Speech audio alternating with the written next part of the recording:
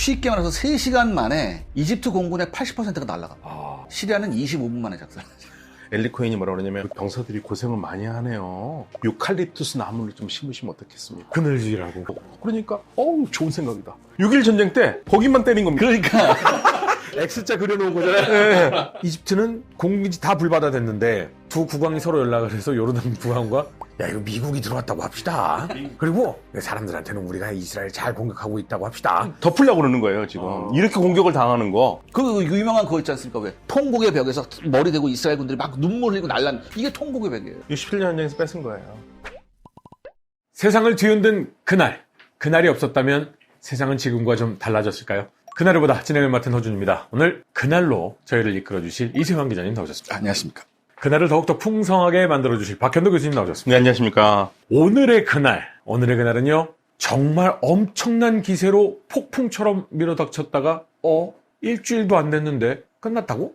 6.1 전쟁의 그날로 가보도록 하겠습니다. 자, 며칠 전으로 한번 들어가 볼까요? 일단은 이제 우리가 한참 전으로 가야 됩니다. 네네. D-Day 한 3650. 그러니까 한 10년 전으로 10년 가야 전이네요. 10년 전. 그러면 1960년대로 그러니까 왜냐하면 이 전에 2차 중동전이 10년 전에 있었어요. 아. 수에즈 분쟁이 있었는데 이때 양측에 엄청난 군비를 썼죠. 그리고 수에즈 전쟁에서 결국은 이집트가 패배했어요. 네. 근데 여기서 중요한 게 뭐냐면 당시 이집트는 이제 나세르가 통치하고 있었거든요. 네. 전쟁에서 패배했음에도 불구하고 나세르의 인기가 하늘을 찔렀습니다. 패배했는데. 네, 왜냐? 나세르가 이게 좀 셉니다.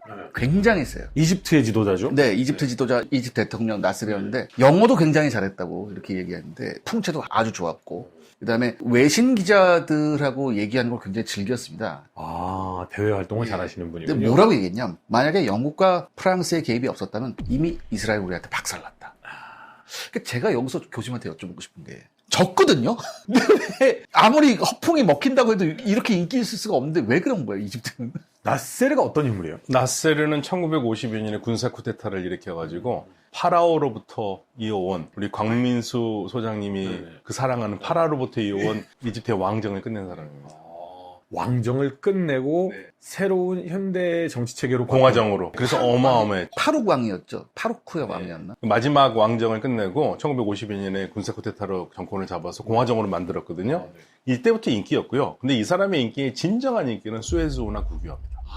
수에즈 운하 국유화를 해버렸어요. 지금도 이집트의 가장 큰 수입원이죠. 그렇죠. 수에즈 운하 국유화. 수에즈가 가장 크죠. 근데 요즘 이제 후티 방문 때문에 배가 안 지나가니까 지금 팔이 날리고 있어요. 그럼 그때 당시에 이집트나 중동의 전체적인 상황은 어땠어요? 10년 전쯤에. 우리가 그러니까 냉전 시대를 생각을 해야 되거든요. 이는 냉전 시대입니다. 미소 냉전이고 이집트는 너무 중요한 나라예요. 소련 편에서도 중요하고 미국에서도 중요하고 그러니까 미소가 이집트에 되게 사랑의 신호를 계속 보내고 있었습니다.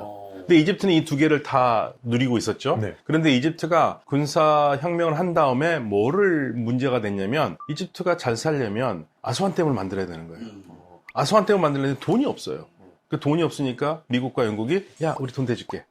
돈 대줄게 그런 겁니다. 근데 이집트 하면 네. 그냥 머릿속에 우리 시청자 여러분들은 더 잘 아시겠지만 바람은 위로 불고 강물은 아래로 오르고 이런 완전 컨베이어 벨트처럼 자유롭게 배가 다닐 수 있는 아주 좋은 나일강은 딱 떠오르는데 댐을 만들 만한 지역도 있는 거예요? 그 위쪽으로요. 나일강 상륙 쪽으로. 상륙적으로. 댐을 만들어서 농업 용수를 만들어야 되는 게 이제 중요한 건데 돈이 없어요. 돈이 없으니까 고민하고 있는데 미국과 영국이 도와주겠다고 합니다. 그러니까 미국과 영국 왜 도와주려고 그랬습니까? 소련하고 차단해야 되니까. 돈 줄 테니까 소련하고 놀지 마. 그래서 주기로 했어요. 그런데 나세르가 소련으로부터 무기를 받아요. 그러니까 미국과 영국이 뚜껑이 열리죠. 회심하지. 예. 그래서 그냥 끊어버립니다, 그거를. 안 해줘. 난 못하겠다. 그러면 어떡합니까? 돈 나올 구멍이 없잖아요. 돈 나올 구멍은 딱 한 가지밖에 없습니다. 수에즈 운하. 거기서 어떻게 돈이 나와요? 수에즈 운하가 이집트 땅에 있지만 그 운영권은 영국과 프랑스가 가지고 있거든요. 아, 이때 당시에는 이집트가 수에즈 운하를 운영하고 있는 것이 아니라 또 영국과 프랑스가. 영국과 프랑스가 운영하고 있으니까 원래 시작은 원래 이집트도 투자를 하기로 했는데 나중에 부채가 많으니까 다 이 주식을 다 넘겨버려가지고 이집트 사람이 그 수에즈 운하를 건설하기에 많은 사람이 죽었는데 실질적으로 이집트는 갖는 돈이 거의 없어요.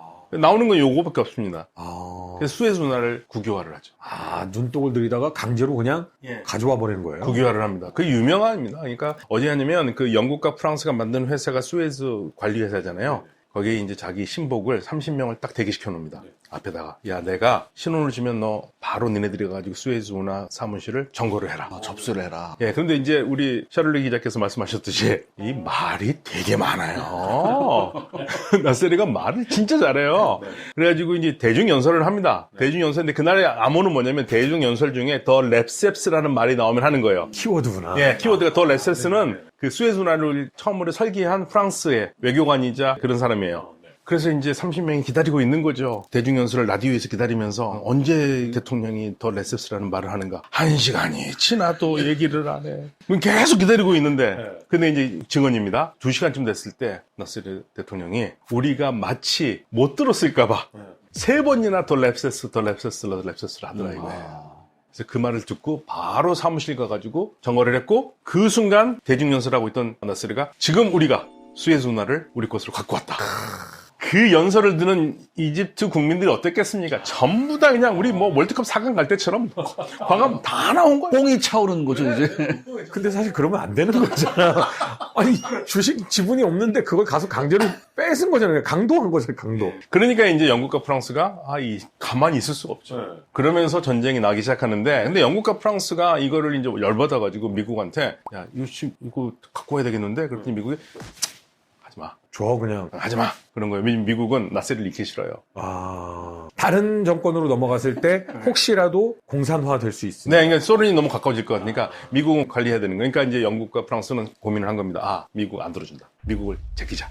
그래가지고 영국, 프랑스, 이스라엘이 작전을 꾸밉니다. 셋이 작전인데 어떤 작전이냐면 이스라엘은 나세르가 너무 인기가 좋고 강력하니까 이스라엘도 굉장히 불편했거든요. 나세르의 길을 꺾어놔야 되거든요. 그러니까 셋이서 어떤 작전을 하냐면 야 이스라엘 니네들이 공격을 해.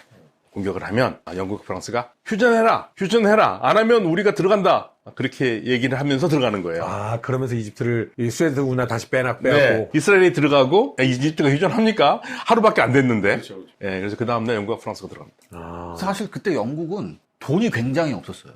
돈이 굉장히 없는데도 항공모함을 파견합니다. 그러니까 국고를 탈탈 털어서 이 한 번에 모든 게 다 가는 거죠. 프랑스도 갔고. 그래서 신나게 두드러 패요, 사실. 굉장히 신나게 두드러 팼거든요.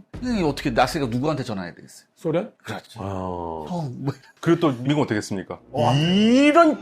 이것들이 나한테 얘기도 안 하고 뒤에서 이게 미국 CIA의 가장 모멸적인 사건이에요. 전혀 몰랐어요. 그러니까 CIA도 모르게 작전이 시작됐다. 네, 미국한테 얘기도 안 하고. 그 미국 얼마나 열받겠습니까? 그렇죠. 그러니까 미국과 소련이 동시에 스웨즈한테 협박을 하기 시작합니다. 너희들 당장 그만 안 둬? 이렇게. 소련은 사실 소련의 협박 수위는 굉장히 높았어요. 더 높았습니다. 왜냐하면 너 안 나가면 최신의 궁극적 현대 무기의 무서움을 보여주마 이렇게. 이거 뭐겠어요? 핵? 당시 프랑스하고 영국은 아직 핵무기가 없었어요. 깨게. 이게 지금 10년 전 상황인 거죠. 네. 미국은 영국 제재, 네. 경제 제재했습니다. 그래요? 미국이 영국 경제 제재한 때도 있었구나. 석유 못 들어가게. 그래서 이제 전쟁이 끝난 이후에 이집트의 판단은 뭐였냐면 미국이 뭐 그렇게 한 거는 생각도 안 하는 거죠. 일단 우리를 도와준 건 소련이고 서방이 미워요. 굉장히 미운 거예요. 서방이 미우니까 일단은 소련에 붙어야겠다. 왜냐하면 소련이 이 이후에 엄청난 토탈 패키지를 줘요. 특히 군사무기에서 전적인 전해집니다. 당시에 T-55면 최신 전차. 이거를 주고 그다음에 그때 무슨 일이 있었냐면 철모부터 군화끈까지 전부 다 러시아제다. 이런 얘기가 있을 정도로 전폭적인 지원을 해줍니다. 완전히 박살났던 이집트의 군사력이 어느 순간 10년도 안 돼서 갑자기 확 팽창하게 되죠. 그러니까 미국은 도와줄 수가 없죠. 왜냐면 이스라엘 때문에. 미국은 이집트를 잘 관리하기는 쉽지만 소련처럼 이집트에다가 뭐 무기를 주거나 할 수가 없어요. 그럼 자기의 최고 동맹국 중에 하나인 이스라엘의 적대적인 국가가 그렇죠. 되니까. 자, 그러면 10년 전 상황이 이렇다는 건 분명 이스라엘은 계속 눈엣가시 나세르의 인기는 올라가고 있고 이집트 입장에선 저것들이 나 공격했었어. 근데 주변을 보니 탱크와 각종 무기가 가득 차 있어. 이러면 조금 뭔가 마음이 생길 수 있겠네. 마음이 쓸 정도가 아니고요. 사실 이런 게 있었습니다. 사실 이스라엘 내부 사정이 그렇게 좋지가 않았어요. 10년 후에. 왜냐하면 일단 이스라엘도 1, 2차 중동전까지만 해도 나라 없는 서름 때문에 악착같이 싸우는데 이게 10년이 지나니까 이스라엘 내부에서도 예를 들어 사브라라고 해서 지금으로 말하는 MZ세대가 나온 거예요. 근데 예전 같은 그런 감투 정신이 없는 거예요. 그다음에 이스라엘 내부에 사회 문제가 이제 나오기 시작합니다. 이민 갈등, 그다음에 같은 유대인 출신이라도 러시아계 유대인하고 다른 쪽 유대인하고 그렇죠. 유대인이 되는 방법이 몇 가지인데 그 중에 이렇게 아예 혈통이나 이런 게 중요하지 않게 이 유대인이 되는 일도 많았었잖아요. 교수님 그때 당시에 좀 러시아계 유대인이 굉장히 숫자가 많지 않았나요? 그러니까 지금 러시아는 원래 유대인이 제일 먼저 온 사람들이고요. 많고요. 러시아보다도 이렇게 우리 크게 하면은 유대인들을 스페인 쪽에서 온 유대인, 세파라딤이라고 그러거든요. 그다음에 중동에서 오래 살았던 미즈라임이 있고, 그다음에 아슈케나즘이라고 해서 동유럽인 러시아에서 온 유대인인데 지금 이스라엘의 정치는 과거부터 현재까지 아슈케나즘 이쪽에서 온 사람들이 전체 유대인의 한 20%밖에 안 되는데 이들이 정치 엘리트. 이들이 거의 이스라엘의 정치를 다 장악하고 있어요. 네타냐후 총리도 폴란드 출신이에요. 동유럽 쪽. 네, 동유럽 러시아까지 포함했어요. 유대인이 되는 것이 네. 유대인들이 인정하는 넌 유대인 맞아라고 하는 게 사실 폭이 되게 넓죠. 네, 근데 이제 엄마 보통 모계를 따라갑니다. 엄마가 유대인이면 자식들은 그냥 무조건 다 유대인이죠. 예, 근데 엄마가 유대인이더라도 유대인이긴 한데 그 유대인이라는 건 할 수 있지만 그 사람이 유대교를 따르는가는 또 별도의 문제예요. 제가 나중에 또 설명드리겠지만 엄마가 유대인이어도 엄마가 뭐 종교적으로 아니면 아이한테 할 일도 안 시킬 수도 있습니다. 그래도 유대인으로 인정하죠. 예, 유대인으로 받아주죠. 네. 그렇다면 10년 동안의 비격 조약이나요? 그것도 아니에요. 뭐 곤란군에서 서로 포수화제 끼고 이런 게 많았어요. 여기서도 뭐 서로 도발하고 이런 게 많았는데 중요한 건 1964년에 피에로가 결성됩니다. 팔레스타인 해방기구. 이 게릴라 조직이 결성이 돼서 각양각색의 테러 활동을 이스라엘한테 해요. 그리고 요르단 국경 지역까지 피에로의 활동 범위가 넓어집니다.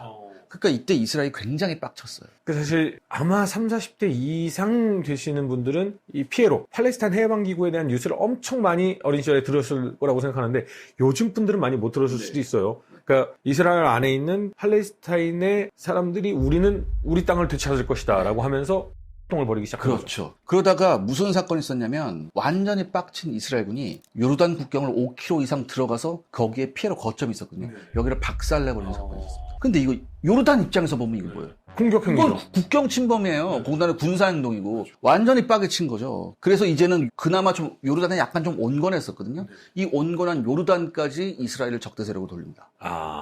10년 전에 이런 일이 있었고 어떤 감정들이 지금 올라오고 있고 이제 요르단까지 약간 적대시되고 피에로가 활동하는 이 과정 중에 D-180일로 가보겠습니다. 소련이 이집트만 도와준 게 아니라 시리아도 많이 도와줬었어요.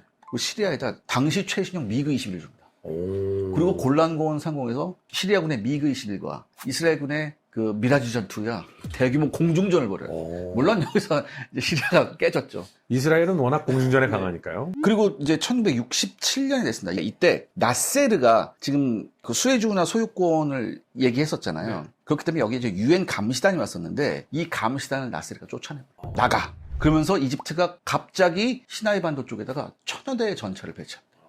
그러니까 언제든지 우리는 뭐야? 이스라엘로 들어갈 준비가 돼 있다. 이렇게 얘기하는 거죠. 근데 아니 돈도 잘 벌고 행복한 상황이고 나셀이 인기 많고 이거 하면 전쟁하잖아요. 이게 소련이 뭔가를 줬는데 정보가 이게 문제였습니다. 당시 소련이 뭐라고 결정적인 정보를 주냐면 이집트한테 이스라엘이 시리아 공격할 준비를 마쳤다라고 정보를 줘요. 근데 이 정보가 사실이 아니었습니다. 그러니까 이 이후에 많은 연구가 있었는데 뭐냐 소련 정보기관의 오판이거나 혹은 의도적 과장이 아니었을까. 그 사실은 소련이 그 정보를 주거든요. 그 이집트도 그렇고 시리아도 그렇고 긴가민가 하니까 확인을 합니다. 근데 아니에요. 자기네들 봤을 때도. 아니기 때문에 이거 틀린 거 아니냐. 근데 소련이 맞다라는 거예요. 그러니까 이스라엘이 지금 국경 쪽에 전선을 증축하면서 증강을 하고 있다. 그러니까 이게 이스라엘이 뭔가 공격을 하려고 그런다 이 정도인데 시리아도 봐도 그렇고 이집트도 봐도 그렇고 이거 아닌데. 야, 왜 앞마당에 별일 없는데? 별일 없는데. 근데 소련이 자꾸만 그렇다니까. 소련이 능력이 더 뛰어나니까 믿을 수밖에 없었던 거죠. 그러니까 이제 이집트 빌드업 하는 겁니다. 이집트 그때 바빴거든요. 예멘 내전에 참가하고 있어가지고 병력을 뺍니다. 병력을 빼가지고 올라와. 그래가지고 아무래도 안 되겠다. 소련이 맞다고 그러니까 우리 이스라엘인가 뭔가 생각을 해야겠다고 준비를 하고 있었던 거죠. 그러니까 아까 제가 말씀드렸듯이 시나이에 또 전차업들 또 파견하는 거예요. 유엔 감시단 그나마 남아있었던 유엔 긴급군이라고 있었어요. 네. 걔네들도 쫓아내버려요. 그때 유엔 긴급군 현지 지휘관이 처음에 거부했었어요. 아니 우리는 우리 유엔에서 얘기를 못 받았고 니네가 우리를 이렇게 일방적으로 쫓아낼 국제법적 근거가 없다 그랬어요. 여기서 이집트군이 한마디 하죠. 우리가 언제 국제법 지켰니? 나가. 그러면 이건 진짜 전쟁을 하겠다라는 이스라엘의 마지노선을 건드린 거잖아요. 자, 근데 이게 중요한 게 뭐냐면은 그나마 굉장히 소수였지만 이 유엔 긴급군이 그나마 완충지대에 있었던 군대예요. 근데 얘네를 내쫓음으로 해서 완충지대 자체가 없어지는 없어졌죠. 거예요. 이게 결정타로 5월 23일 날 나세르가 아카바만 입구인 티란 해협을 봉쇄해버립니다. 그러니까 여기서 이제 티란 해협이 얼마나 중요한지는 교수님께서 좀 설명해 네. 주세요. 티란 해협은 어디예요? 티란 해협은요, 홍해를 들어가잖아요. 네네. 수에즈운하 가기 전에 홍해를 들어가면 이스라엘로 들어가는 길을 아, 말해요. 네네네네. 그러니까 티란 해협은 이스라엘은 티란 해협을 막잖아요. 홍해로 못 나와요. 아, 이게 생명줄이에요. 그래서 이스라엘은 티란 해협은 마지노선이에요. 그리고 레드라인이에요. 여기를 만약에 누군가가 막는다, 그럼 이스라엘은 뭔가를 할 수밖에 없는 상황. 아, 근데 티란 해협 봉쇄를 했군요. 그 봉쇄를 했어요. 그럼 지금 수에즈의 수익은 누가 가져가고 있어요? 수에즈는 이집트죠. 이집트가 가지고 있어요. 아, 뺏고 성공했군요. 네, 행복하죠. 행복하죠. 그러니까 이스라엘은 이제 심각하죠. 심각하죠. 티란 해협을 막았으니까. 그럼 뭔가를 해야 돼요. 네. 그때부터 장고에 들어갑니다. 아, 어떻게 할 것이냐? 이거를 계속 막는 걸 둘 것이냐? 거의 뭐 시간을 오래 두면서 고민을 해요. 네. 그럼 둘 중에 하나예요. 그냥 공격을 하거나 아니면 견디거나. 근데 견딜 수는 없는 상황이잖아요. 그렇죠. 견딜 수 없었고, 그리고 이스라엘은 진짜 누구도 모르게 이스라엘 특유의 가장 잘하는 장기가 있습니다. 48시간 동원 완료. 이걸 해요. 만반의 준비를 하고 있었어요. 48시간. 예비군까지 동원이 완료된 상태였었어요. 이게 언제였냐면 1967년 5월 말쯤이 되면 이게 대부분 완료가 돼 있는 상태였어요. 근데 그보다 더 중요한 게 뭔지 아세요? 이스라엘은 이미 양측의 전력을 모사드를 통해서 흡수했어요. 그러니까 예를 들면은 시리아는 골란고원이 항상 문제였어요. 골란고원이 뭐냐면요. 이스라엘 동북부 쪽에 있는 언덕 같은 거잖아요. 언덕인데 그걸 시리아가 가지고 있거든요. 그래서 거기서 시리아가 돌멩이 던질 수 있어요. 그럼 진짜 이집트가 바로 내려다 보이는. 아니 이스라엘이 바로 보이고 이스라엘이 피해를 받아요. 돌멩이 던지겠습니까? 미사일 포 같은 거 쏘고. 그러니까 이게 너무 골치 아픈 거예요. 저거를 뺏어야 되는데 물길도 있고, 그리고 시리아가 그 당시에 뭐 했었냐면 이스라엘로 들어오는 물길을 막는 것까지 했었어요. 그걸 첩보를 잡아가지고 이스라엘이 거기 폭격돼가지고 못하게 했거든요. 골란고는 뺏어와야 되는데 골란고를 잠시를 해야 되잖아요. 근데 방법이 없으니까 그 유명한 이스라엘의 텔아비브의 눈이라고 하는 사람이 있어요. 오. 그러니까 다마스커스에 있는 텔아비브의 눈이라고 하는 누구겠습니까? 엘리 코엔. 최고의 스파이. 이 스파이가 이미 시리아의 군부 깊숙이 들어가가지고 신뢰를 얻어서, 심지어는 당시 이 사람 얼마나 신뢰했냐면 하페즈 장군이 있거든요. 하페즈 장군이 자기가 총리일 때 국방부 차관으로 쓰고 싶을 정도로. 스파인데? 스파인데 몰랐죠. 스파인지 몰랐죠. 몰랐으니까 쓰겠지만 네. 얼마나 완벽했으면. 네, 완벽했고요. 그래서 이제 골란고를 데려갑니다. 골란고에 데려가니까 이렇게 쭉 보여주는 거죠. 사실 보여주면 안 되는 거거든요. 얼마나 허술합니까, 시리아. 네. 보여주니까 엘리 코엔이 뭐라고 그러냐면, 이거 병사들이 고생을 많이 하네요. 이 병사들이 있는 데다가 유칼립투스 나무를 좀 심으시면 어떻겠습니까? 그늘지라고. 그늘지고, 그 다음에 풍광도 좋고. 그러니까, 좋은 생각이다.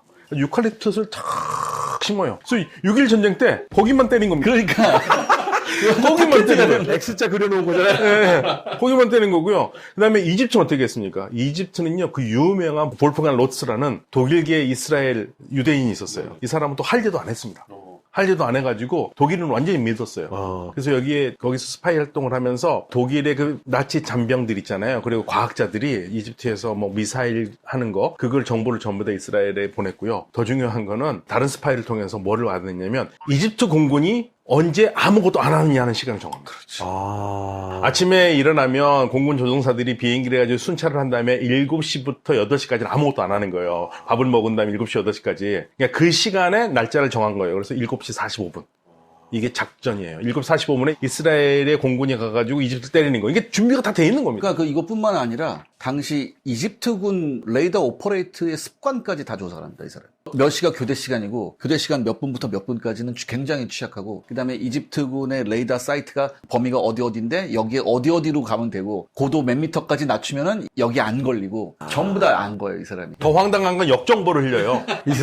이스라엘이 지상전 들어올 거다. 그러니까 이집트가 그 준비반이라고 비행기를 활주로에 다 놨어요. 바로 출격하라고? 네.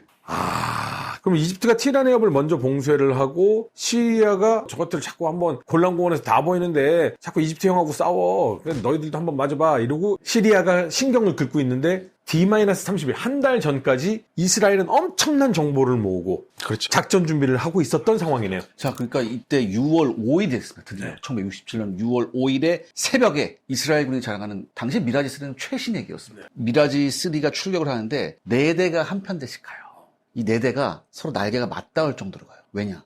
만에 하나 이집트군 레이더에 걸렸을 때 한 대로 보이기 위해서. 그리고 얘가 초적으로 가는 거야. 말했잖아요. 그 레이더 사이트 다 해놨다고. 그 사이로 딱 가요. 근데 저는 여기 이해가 안 가는 게 여기 사막이잖아요, 교수님. 보통 이때는 내비게이션이 없었거든요. 아, 자동으로. 자동 항법 장치가 없었다고. 그러니까 이제 가면서 파일럿들이 무릎에다 지도를 놓고 지형증을 대조하면서 가야 돼요. 옛날에 아버님들이 야, 46번 국도 탄 거 맞지? 이러면서 가듯이. 그렇죠. 이걸 보면서 가야 돼요. 근데 사막에 지형지물이 없잖아요. 그렇죠. 어떻게 갔냐는 얘기지. 다 비슷하게 생겼잖아. 근데 이게 몇 가지 설이 있는데 아직까지 이스라엘은 여기 얘기 안 하는데 몇 가지 설이 있는데 지금 가장 유력한 게 뭐냐면 그 이전에 미리 그 이스라엘 특수부대들이 가서 공중에서 봤을 때 볼 수 있는 커다란 무슨 색깔 있는 천을 이렇게 그 시간에 맞춰서 펼쳐놨다는 얘기도 있어요. 유칼립투스 나는 그렇지만. 그러니까 이런 얘기가 돌 정도로 도대체 어떻게 갔느냐. 그 다음에 이게 더군다나 4대가 한 몸처럼 가야 되잖아요. 앞에 있는 선도기가 지형짐을 확인하면서 웨이포인트 체크하면서 이 대형 위주하고 갔다니 저는 이게 가능한 거예요, 교수님? 그런 것만 해요. 그러니까 이게 지금도 한참 오랫동안 이집트나 이쪽에서는 이스라엘 공군이 아니라 다른 공군이 도와줬을 것이라고 믿을 정도로 이스라엘의 공군 작전이 대단했어요. 보통 비행기 한 대가 하루에 2번 출격하는데 4번 출격할 정도로. 그러니까 이게 밖에서 보면은 그게 불가능한 일인데 저렇게 많은 비행기 온다는 얘기는 이거 분명히 뭐 미국이나 누가 도와줬을 것이라. 근데 그러진 않았어요. 그 사실은 여기에서 뭐 일반적인 군사 지식이 없는 분들도 자동차로 어디를 가더라도 사실은 길이 엄청 많이 있으면 이 차 뒤에 바짝 쫓아가기가 쉽지 않아요. 그렇죠. 근데 비행기로 눈으로 보면서 선도기가 진행을 하는데 레이더 사이트가 있으니 비행기가 이렇게 간 게 아니라 이렇게 가는데 이걸 4대가 한 몸처럼 움직였다는 거잖아요. 드디어 이집트 공군기지 앞쪽으로 왔어요. 공격하는 시간 7시 45분. 교수님 말씀하셨죠. 파일럿들이 아무것도 안 하는 시간. 그러니까 그때 이제 한참 교대하고 막 출근해서 바쁠 때 온 거예요. 게다가 비행기는 쫙 깔아놓고. 쫙 이제 긁고 갑니다. 다 긁고 폭탄 하니까 막 난리가 났죠. 근데 폭탄을 당시에 이제 스마트탄이 없으니까 멍텅구리 폭탄을 떨어뜨렸는데 이스라엘 공군조종사들이 보니까 아직 활주로에 몇 대가 멀쩡한 게 남아 있어요. 어떻게 했을까? 그래도 지금은 이제 위험하니까 나가야 되는 거 아니에요? 기관포로 잡아요. 다시 돌아와가지고. 이게 굉장히 위험한 게 미라지는 삼각형이잖아요. 델타익. 이 삼각형 델타익 전투기의 가장 큰 특징이 뭐냐면 고속에서 기동성이 굉장히 좋습니다. 문제는 저속에서의 기동성, 저공 저속에서의 기동성이 별로 안 좋아요. 잘못하면 실속해요. 그래서 요즘 델타익 보면은 라팔이나 유로파이터 2000 보면 실속하지 말라고 앞에 카나드라고 작은 날개가 하나 붙어 있어요. 조그마한 거 붙어 있죠. 뭐 오징어 대가리 같이 이런 게 있어요. 이건 얘는 없었어. 그런데 이스라엘 공군조종사들이 저공으로 접근해서 기총소사를 해서 나머지 날려버린다. 와, 기총수사를 할 정도면 정말 초근접했다는 소리인데. 이게 쉽게 말해서 3시간 만에 이집트 공군의 80%가 날아갑니다. 그리고 똑같은 작전은 시리아에도 했어요. 시리아는 25분 만에 작살. 시리아가 좀 가깝긴 하지만. 근데 그 미그 21이잖아요. 미그 21은 당시 최고의 비행기거든요. 그럼 이스라엘이 어떻게 미그 21을 미라주를 이길 수 있었냐면 뒤에 배경이 있습니다. 그 전에 이라크에 있던 공군 조종사가 미그 21을 몰고 이스라엘을 망명을 해버려요. 우리나라에도 비슷한 일이 있었는데. 그래서 그 비행기를 철저하게 해부를 다 한 거예요. 그래서 준비가 돼 있었던 겁니다. 그렇지 않았으면 아마 쉽지 않았을 거예요. 그때 그 이스라엘 공군 조종사들이 이스라엘 공군에서 알아낸 게 뭐였냐면 미그 21의 가장 중요한 설계 결함이 있었습니다. 연료 탱크에 일단은 연료를 가득 채우고 뜰 거 아니에요. 근데 이게 무게중심 설계가 잘못됐어요. 당시 미그 21이. 공중전을 하면서 연료가 떨어지면 떨어질수록 무게중심이 급격히 변하면서 조종성이 굉장히 나빠집니다. 이걸 알았어요. 그러면 조금 시간을 끌면서 싸우면. 조금 시간 끌면서 싸우면 충분히 이길 수 있다, 우리가. 근데 실질적으로 미라지하고 미그 21의 실제 전력은 어때요? 미라지가 앞섭니다. 미라지가 앞서. 왜냐하면 기동성이 일단 더 좋았고요. 중요한 건 미사일 성능이 좋았어요. 미사일. 네. 그리고 이건 바꿔 말하면 이집트 공군 조종사와 시리아 공군 조종사들이 그때도 미사일 쏘려면 꼬리 잡아야 되거든요. 이거 못했어요. 붙으면 조종사들의 능력. 조종사 기량 차이가 굉장히 컸었습니다. 이게 체코 출신의 이스라엘군 공군 사령관 호스 중장의 작품이에요. 모두 짠 거. 그래서 이걸로 이제 완전히 박살내놓고 이 다음에 이제 지상군이 들어가기 시작하는데 지상군이 들어가는데 참 그때 이게 있습니다. 사실 그때 굉장히 많은 이스라엘군 전차가 뭐냐면 아직도 셔먼이 많았어요.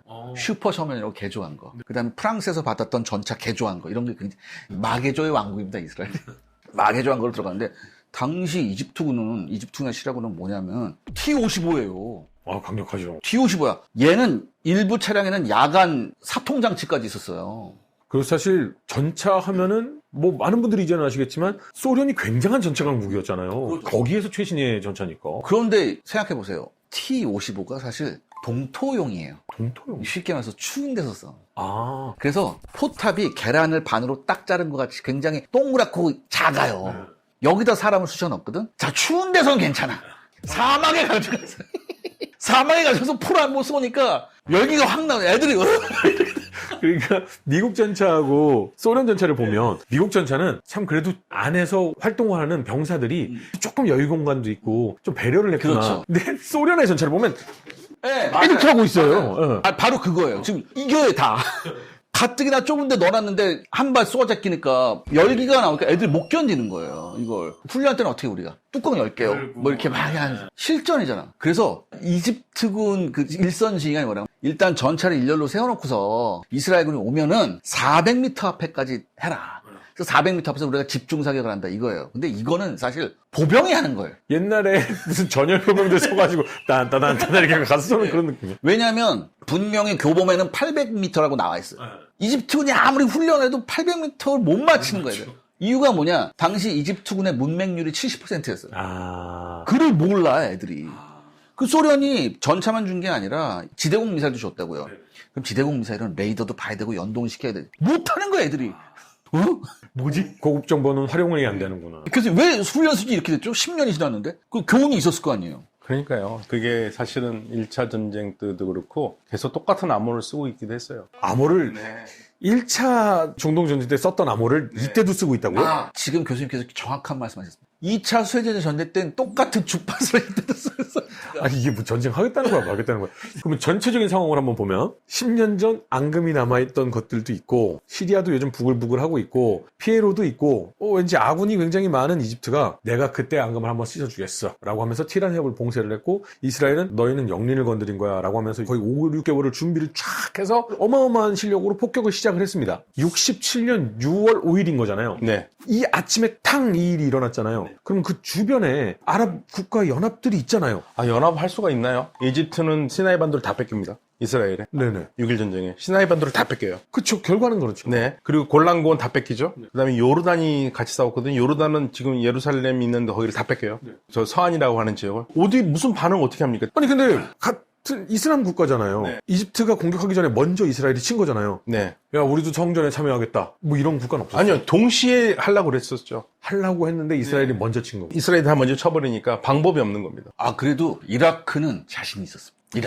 이라크는 야 우리가 공군기도 보내고 전차도 보내고 전타 100대도 보내요. 이라크가. 근데 여기서 에피소드가 뭐냐면 당시에 이라크 공군이 갔어요. 미국 22 쫙 얘네들 미국이 갔다고 갔는데 당시에 중요한 게 뭐냐면 요르단군도 A4 스카이호크로 썼었어요. 근데 당시에 요르단 공군 초계기가 스카이호크가 이스라엘 공군을 견제하기 위해서 떴거든. 이거를 이라크 공군이 보고서 오해를 합니다. 이스라엘 공군. 같은 통신이 안 된 거야. 이게. 이지 않네. 아니 전쟁을 하겠다는 거야 말겠다는 거야. 붙었어요. 깨졌어요. 이라크가 요르단 공군한테.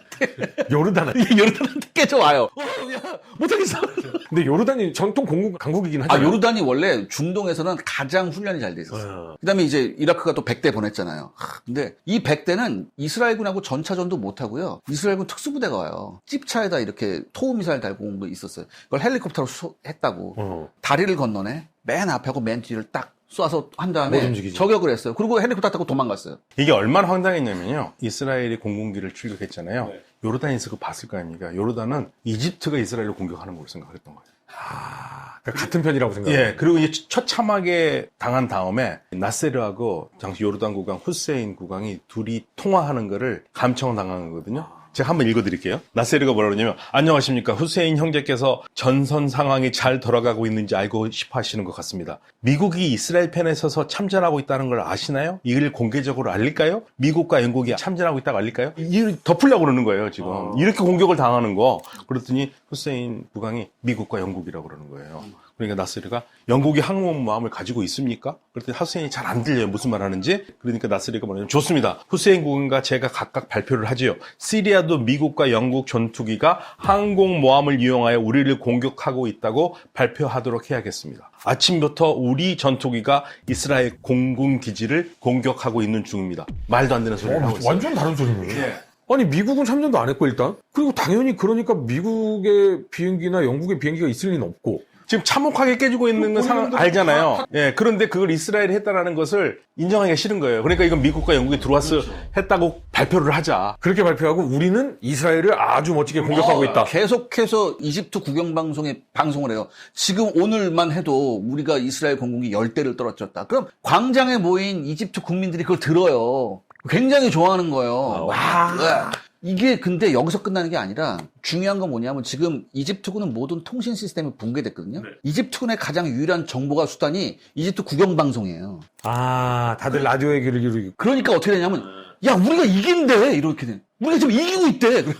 그러면 1967년 6월 5일 이스라엘 공습은 폭격이 성공을 했고 오던 이라크군은 다 요격당했고 시리아와 이집트는 공군기지 다 불바다됐는데 두 국왕이 서로 연락을 해서 요르단 국왕과 야 이거 미국이 들어왔다고 합시다. 미국과 영국이죠. 미국하고 영국이 들어왔다고 합시다. 그리고 사람들한테는 우리가 이스라엘 잘 공격하고 있다고 합시다. 이게 지금 D+1, 2, 3이 지나는 그렇죠. 상황인 거죠. 예. 뭐 4일도 별거 없어요. 4일날 근데 절대 전쟁에서 일어나지 말아야 할 일이 일어나요. 4일째 되는 예, 날. 뭐냐면 이집트 기프카바라는 곳이 있어요. 이집트에. 거기 이제 이집트 공군기지도 있고 이렇게 있는데 여기 이스라엘군이 왔단 말이에요. 앞에 이집트군이 지뢰를 깔아놨어요. 아, 이게 지뢰를 깔아놨으니까 통과를 못하는 거야, 이스라엘군이. 밤새 지뢰를 제거하고 가자. 그래서 밤새 지뢰를 제거했어요. 제거하고 딱 보니까 이집트군 전차들이 전투 대형으로 딱 있는 거예요. 그래서 어떡하지? 당황했죠. 그보다 준비해서 400m 앞으로 오면 그때 일제 사격을 해라. 딱 했는데 뭔가 이상해. 뭔가 이상하단 말이에요. 이상하지? 아무것도 안 움직이는 것 같아요. 그래서 가봤더니 이집트군이 모든 전차에 시동을 켜놓고 도망간 거예요. 아, 전차가 부릉부릉부릉 하고 우리를 보고 있었는데 야, 근데 왜 움직임이 없냐고 가까이 갔더니 시동은 켜져 있는데 사람이 없습니다. 왜냐하면 시동 켜놓으면 이스라엘군이 전투하는 거 자료 대형 취하게 그 사이에 우리가 도망가죠. 굉장히 유명한 사건입니다. 전혀 준비가 안 돼 있었어요. 전쟁할 준비가 되게 안 돼 있었고, 그러니까 이제 사우디아라비아를 비롯해서 이 산유국들이 사실 이때 아랍 군대를 도와주기 위해서 석유 금수를 하려고 그랬는데 아무 의미가 없죠. 너무 빨리 끝나버리니까. 그래서 나중에 4차 전쟁을 하잖아요. 그때 이제 사다트가 사우디아라비아 국왕 파이살을 만나러 가서 도와달라고 그러니까 파이살 국왕이 뭐라고 그러냐면 야, 우리가 니네 3차 때 도와주려고 했는데 너무 빨리 끝냈다. 그러니까 이번에는 전쟁을 길게 끌어라. 우리가 석유로 도와주겠다. 그래서 이제 4차 전쟁 때 제1차 석유 파동이 나온 겁니다. 그래서 여기서 가장 먼저 현실을 파악하면 그래도 요르단 국왕이었습니다. 요르단 국왕이 유엔 안보리가 제의한 휴전을 받아들여요. 그래서 전투를 종식시킵니다. 그러면 6일 만에 요르단 국왕이 먼저 예, 그런데 사실 이게 요르단도 뭐냐면 이때 이 요르단강, 웨스트뱅크 쪽으로 원래 그 요르단 거였거든요. 요르단 거였습니다. 요르단 거였고 거기에 요르단의 모든 그 산업시설이 굉장히 많았어요. 거기를 이스라엘이 다 먹어버려요. 그 유명한 그거 있지 않습니까? 왜? 통곡의 벽에서 머리 대고 이스라엘 군들이 막 눈물 흘리고 날란 이게 통곡의 벽이에요. 67년 전쟁에서 뺏은 거예요. 아, 그래서 이스라엘이 이 성스러운 곳을 우리가 뺏었다라고 하면서 거기 네. 가가지고 온 거예요? 그냥 구 예루살렘 있지 않습니까? 구도시 예루살렘 시가 그때 다 뺏은 겁니다. 아, 6일이 지난 거예요. 근데 왜 6일 전쟁인 줄 아세요? 6일 만에 끝나서. 그러니까 6일 만에 끝난 게 뭐 이스라엘이 뭐 거점을 이렇게 장악했다 이것도 있지만 중요한 건 6일 만에 양측이 무기가 거의 떨어져요. 이스라엘도 마찬가지예요. 아, 이스라엘도 무슨 생각이냐면 이 정도면 충분히 하겠지라고 했는데 계산기를 5일째 계산기를 두드려봤거든요. 생각보다 무기가 굉장히 많이 빨리 없어지는 거예요. 그리고 비싸요. 그렇죠. 현대전 너무 비싼 거예요. 이스라엘군이 받고서 야 이게 한 일주일 더 하면 우리 거덜나겠는데. 근데 러우 전쟁도 그랬잖아요. 급격하게 탄이 부족하고 물자가 부족한 상황이 왔잖아요. 아무리 그래도 국군을 건 전쟁을 하는데 이걸 어떻게 쓰면 어떻게 될 것이다라는 것을 전쟁을 사실은 1차 대전, 2차 대전도 겪었고 수많은 전쟁을 통해서 교훈으로 배운 게 있잖아요. 그러면 우리가 탄을 이만큼 쓰면 며칠을 가고 어떻게 전쟁을 할 것이다라는 계획이 있을 거 아니에요. 그런데 어떻게 이렇게 순식간에 바닥이 나요? 이게 쉽게 말해서 이때부터 공군기들이 미사일을 쏴제끼기 시작했어요. 네. 미사일 쏴제끼고 생각보다 전차 전용 규모가 컸습니다.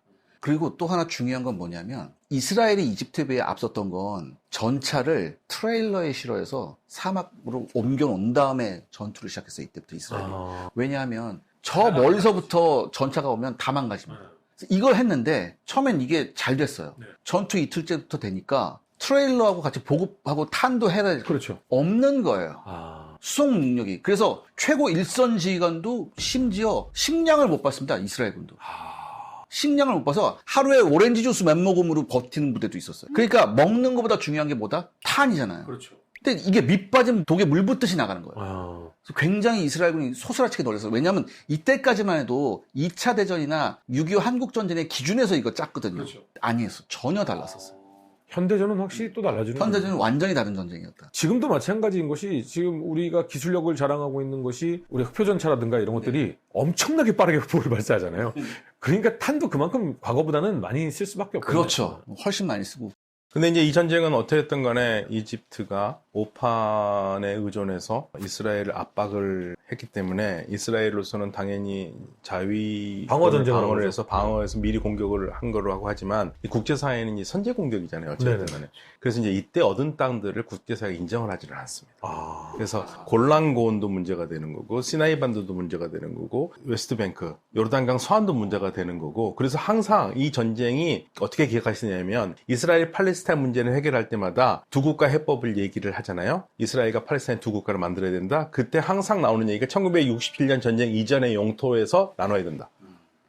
그러면 전후 얘기는 잠시 후에 제가 또 질문을 해드리기로 하고 T+6일 그날부터 6일이 지난 날 요르단 국왕이 어우 이 땅 드릴 테니까 이제 그만 이렇게 먼저 네. 휴전협정을 하면서 휴전이 딱 된 거예요? 어떻게 마무리가 돼요? 그때부터 이제 휴전이 일사천리로. 그럼 요르단 국왕이 먼저 유엔의 합의안을 받아들였고 네. 이집트는 어떻게 했어요? 이집트는 나중에 어차피 받을 수밖에 없죠. 그럼 요르단 야 동맹분들 포기한다. 우리도 유엔의 합의를 받아들여. 전화는 했어요. 전화는 했습니다. 요르단 국왕한테.